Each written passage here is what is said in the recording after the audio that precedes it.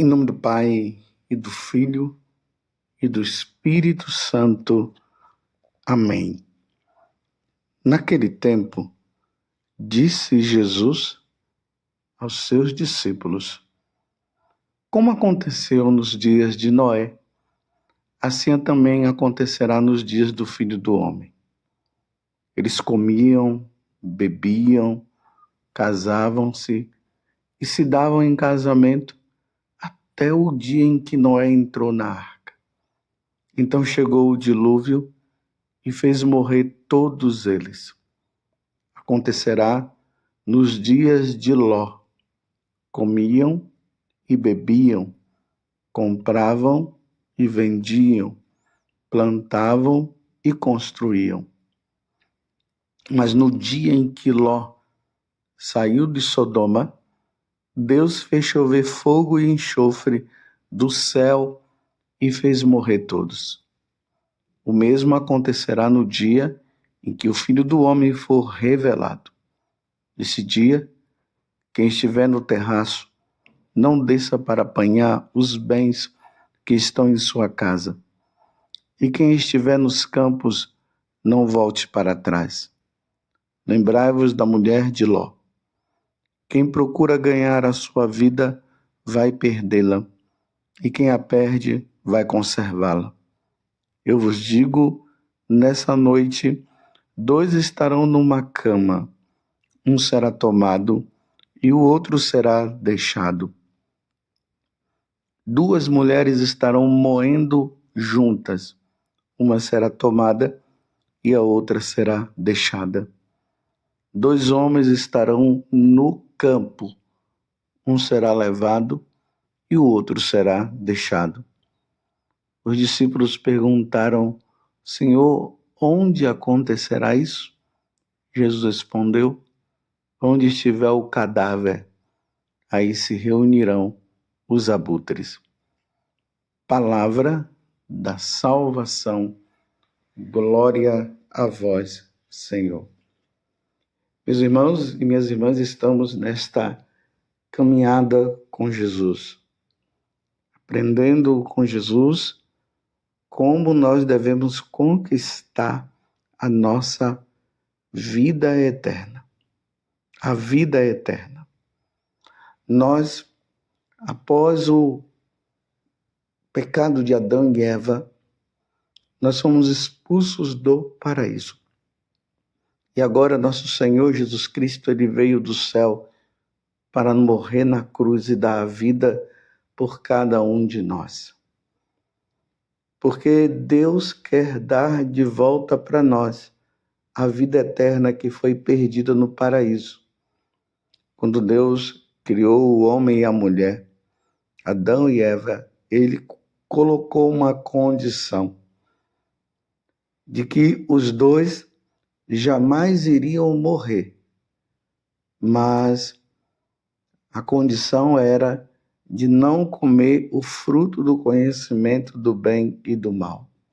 Se eles comessem, eles iriam morrer.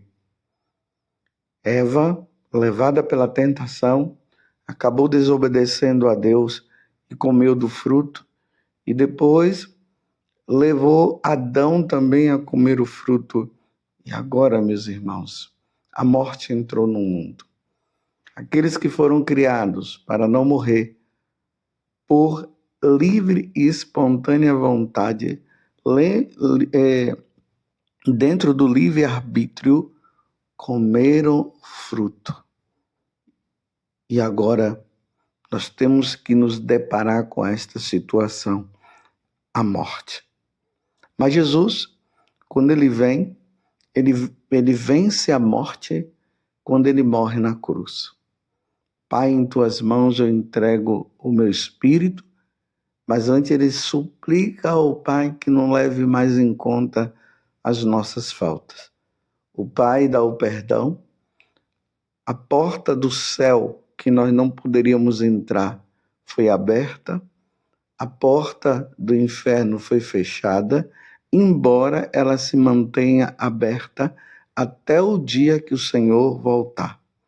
Quando Jesus vier na sua glória, ele irá levar para o céu todos aqueles que foram fiéis a ele, e aqueles que não foram serão condenados e irão para o inferno. E aí a porta do inferno se fechará. A porta do céu, que estará aberta, também se fechará. E aí os que entrarem no céu nunca mais sairão de lá. E os que forem para o inferno nunca mais sairão de lá.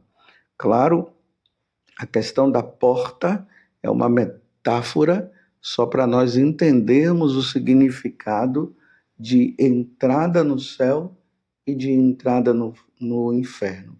Aqui eu estou falando para você a respeito do fim, o que irá acontecer no fim de tudo, que na verdade o fim será o começo de tudo. O começo da eternidade com Jesus, com o Pai, com o Espírito Santo, ou seja, com a Santíssima Trindade, no céu ou no inferno. Aqueles que levarem uma vida santa aqui na terra, mas morrerem com o pecado venial, e isso nós vimos no dia 2 de novembro, eles irão para o purgatório, mas quem vai para o purgatório está salvo. Mas ninguém entra no céu com resquícios de pecado, de pequenos pecados, que são chamados de veniais. Então, vai para o purgatório, passa o tempo de purificação e depois entra no céu, definitivamente. Quem vai para o purgatório está salvo. Quem vai para o inferno nunca mais sairá de lá, como eu acabei de dizer. E quem vai para o céu também nunca sairá de lá. Felicidade eterna, sofrimento eterno. De uma certa forma, eu acabei resumindo para você o evangelho de hoje, que está em Lucas 17, do versículo 26 até o 37. Então, Jesus está dizendo que como aconteceu no tempo de Noé, que foi avisado todo o povo, porque o povo estava levando uma vida totalmente errada, não queria saber de Deus, deu as costas para Deus, viviam nos prazeres desta vida. E Deus avisou a Noé que construísse uma arca, e nessa arca entraria quem quisesse. E Deus também pediu para Noé que entrasse os casais de animais para que pudesse recomeçar um novo tempo, uma nova vida, a partir daquele momento em que iria vir um grande dilúvio sobre a terra. Então, aqueles que entrassem na arca se salvariam. Os que ficassem do lado de fora seriam engolidos pelas águas e morreriam. Moisés, ou melhor dizendo, Noé, constrói a arca. Os povos, as pessoas que estavam no tempo de Noé, não acreditaram, fizeram gozação, pensavam que isso era uma mentira, diziam que Noé estava gagá, era um velho gagá, porque o céu estava tão limpo e isso jamais iria acontecer de chover. E Noé, fiel e firme ao que o Senhor havia falado, Noé foi até o final. Quando a arca é construída, o povo entra. A família dele entra, os animais entram, o povo fica de fora, foram engolidos e morreram.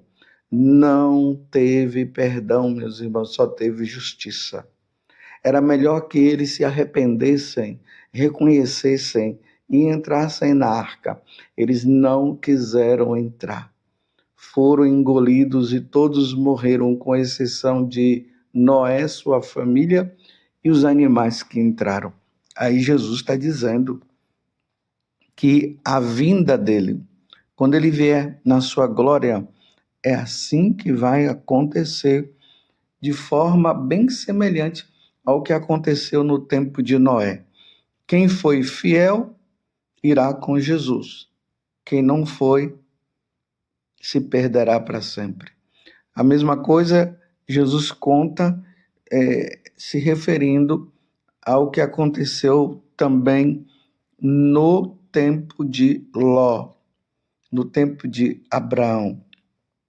Abraão estava ali nas redondezas da cidade de Sodoma e Gomorra, e a vida lá não estava boa. Os homens também deram as costas para Deus, e quando os anjos foram lá para constatar o que estava acontecendo, claro que os anjos já sabiam, e chegando lá, aqueles homens que viviam a vida errada ainda quiseram manter relação sexual com os anjos. E aí entra a questão de que homem não pode manter relação sexual com homem e mulher não pode manter relação sexual com mulher. Quando os anjos viram que eles estavam querendo ter essa relação sexual, os anjos disseram para Ló: saiam daqui, porque a ira de Deus irá se manifestar. E naquele momento que Ló foi embora, caiu fogo sobre as cidades de Sodoma e Gomorra, não sobrou ninguém. Só a família de Ló é que foi salva, com exceção da esposa, como Jesus está falando aqui, que ela olhou para trás, e os anjos disseram que ninguém podia olhar para trás. Olhar para trás tem o significado o seguinte: é querer voltar à vida velha, é querer estar lá e tudo mais. Ela se transforma numa estátua de sal e Ló vai com os outros e a família de Ló se salva. Então Jesus faz essas duas referências para mostrar que ele irá voltar a qualquer momento e que nós precisamos estar preparados e nós não podemos brincar com isso. Temos que viver uma vida santa. Tanto o pessoal da cidade de Sodoma e Gomorra, como os do tempo de Noé, foram pegos de surpresa. Eles não acreditavam, eles queriam continuar naquela vida errada e foram pegos de surpresa. A porta da arca se fechou. Eu dei essa parada para você pensar. A porta da arca se fechou. Quem estava dentro salvou-se. Quem estava fora perdeu-se para sempre. No tempo de Ló, os que saíram de Sodoma e Gomorra se salvaram. Os que permaneceram se perderam para sempre. Isso não é história de carochinha. Isso é uma verdade. Não brinquemos com Deus. São Paulo vai dizer na carta aos Gálatas, no capítulo 6, com Deus não se brinca. E aí Jesus fala que numa casa onde tem os fiéis e os infiéis, os fiéis se salvarão, os infiéis se perderão. Aí ele dá o exemplo. Uma casa de duas pessoas, uma que é fiel se salvará. A que é infiel se perderá para sempre. Aí ele vai falar de nora, de sogra, de pai e de mãe. A pergunta que eu te faço no dia de hoje: se o Senhor chegasse agora, você iria para o céu ou para o inferno? Não brinquemos. Eu fiquei muito triste com um vídeo que está aí na internet de um sacerdote infelizmente, falando que esse negócio de ir para o inferno é conversa fiada. Eu não sei como é que ele, quando medita essas passagens do Evangelho, aonde Jesus fala da condenação para os infiéis, eu não sei o que é que se passa na cabeça dele, mas ele dizia que todo mundo vai se salvar. E até mesmo aqueles que estão no pecado, no último momento, essa pessoa vai se arrepender. Sim, algumas, sim, outras não. Porque então todo mundo que tem morrido tem se arrependido no último momento? Isso é verdade? Aí nós vemos essas pessoas que morrem subitamente, não tem tempo nem para pensar, e ela morre. Meus irmãos, não vamos entrar nessa história. Não vamos cair nessa história. O evangelho de hoje, Jesus está deixando bem claro. 2 homens estarão no campo. Um será levado e o outro será deixado. Está entendendo? Essa é a palavra de nosso Senhor Jesus Cristo. Essa é a verdade. Nem todo mundo que morre se salva. Agora, eu não vou dizer que essa ou aquela pessoa se salvou ou não, mas há indícios de situações de pessoas que não estavam levando uma vida com Deus e morreu. E chegar claramente e dizer assim, não, ela está no céu. Imagine, um homem morre num motel, adulterando ainda.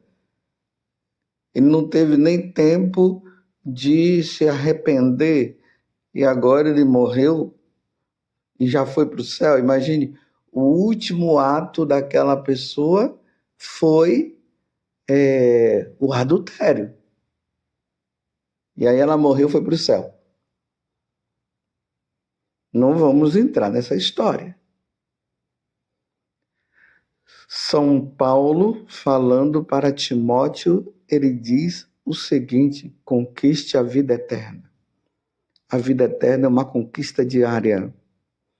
Ninguém vai entrar no céu pecando contra os mandamentos. Os 10 mandamentos são o norte para nós entrarmos no céu. Senão não haveria cabimento de Deus ter nos dado os mandamentos. A morte de Jesus na cruz foi realmente para que todos nós nos salvássemos, e Jesus nos salvou. Todos foram salvos com a morte de Jesus na cruz. Mas a resposta será nossa com as nossas atitudes. Imagina, uma pessoa morre roubando, não tem nem tempo de se arrepender e está no céu agora. Se fosse assim, entre aspas, meus irmãos, seria maravilhoso, não é verdade? É só vai cometendo seus atos contra a natureza, contra Deus, contra os ensinamentos do Senhor, e no final todo mundo vai para o céu. Esse tipo de pregação, que todo mundo vai para o céu, não estimula ninguém a lutar contra o pecado, não estimula ninguém a viver a santidade. Não vamos entrar nessa. Jesus está dizendo bem claro, no tempo de Noé, quem não entrou na arca não se salvou. No tempo de Ló, quem não saiu da cidade de Sodoma e Gomorra não se salvou. Precisamos lutar constantemente. Esse é o ensinamento da igreja, é o que nós encontramos na vida dos santos. Os santos lutando contra o pecado. Lembremos lá de São Francisco de Assis, quando foi tentado contra a castidade, ele vendo que a coisa estava muito forte, ele se jogou nos espinhos. São Bento rolou na neve. E tantos outros santos. Irmãos, meus irmãos, lutemos.